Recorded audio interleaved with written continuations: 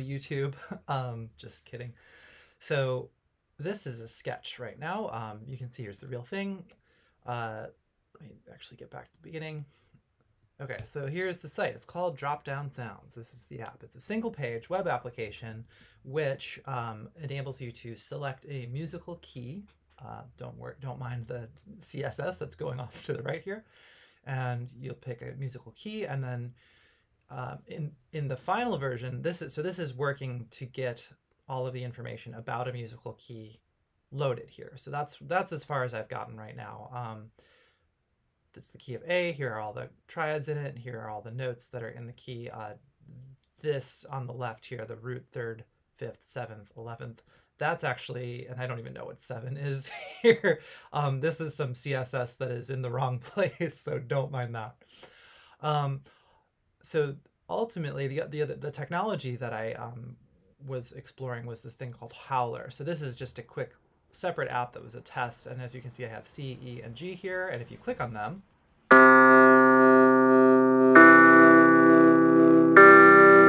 get those notes playing. So eventually, the full app will have the key will show up, and then you'll get every single chord that is in that key with a drop-down menu of the notes in that chord. And as you click on the chord, it will play the chord.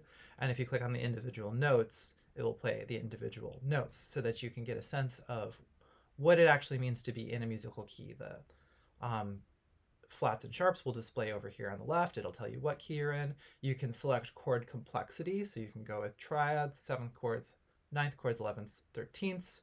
And it'll display those keys. You could pick your notation, so you could have it written out as like C major 7, like here, or you can choose the shorthand jazz notation, in which is you get this cool triangle. You'd be able to pick the sound, so if you want like a Wurlitzer or a piano, or I'll probably add a guitar, and then there would be a volume slider as well.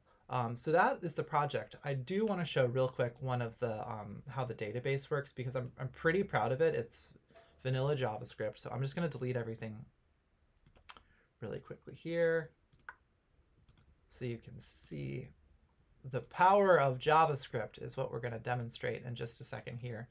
So the all of the information about the keys is not hard-coded. It is all happening in this seed file. So if we have this seed file, we open it up, we take a look. Let's go over here. What I want to show you is how it works.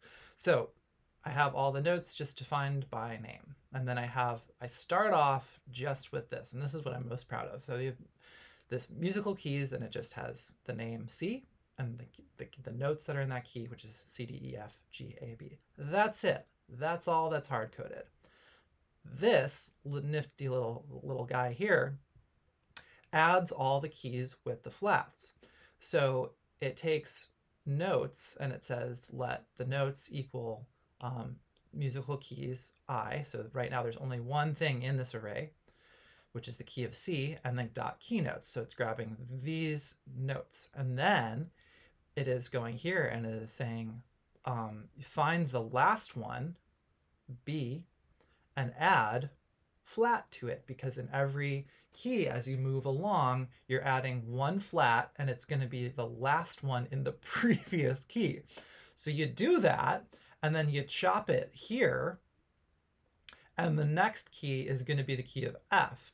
So the key of F, which has one flat, which is B flat, will become the new key, and then we'll put these other ones at the end, and then that equals that. Join the arrays back together, and then push that to musical keys. Then you do it again. So then the next one, F, would be and so forth and so on. And so you get all the keys with flats that way. Then we hit and we do the keys with sharps. So this is the same thing, but it's adding sharps in a similar pattern.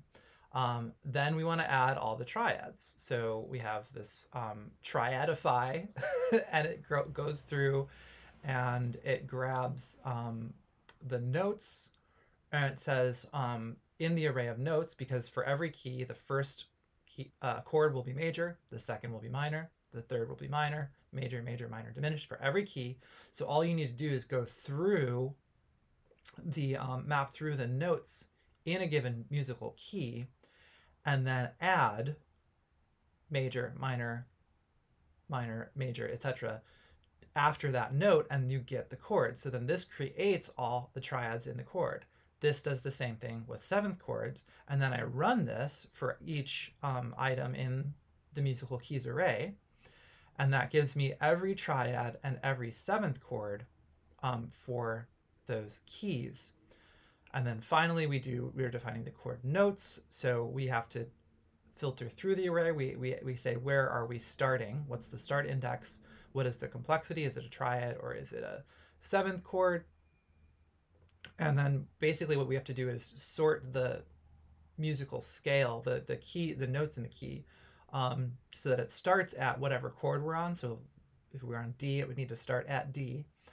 And then you have to go every other note in the key, and that's how you build chords. So all of the chords actually are getting built here. So this is the triads maker. This is not as dry as it could be. There's a triads maker and a seventh chords maker. I think there's a way to merge these, but there isn't now.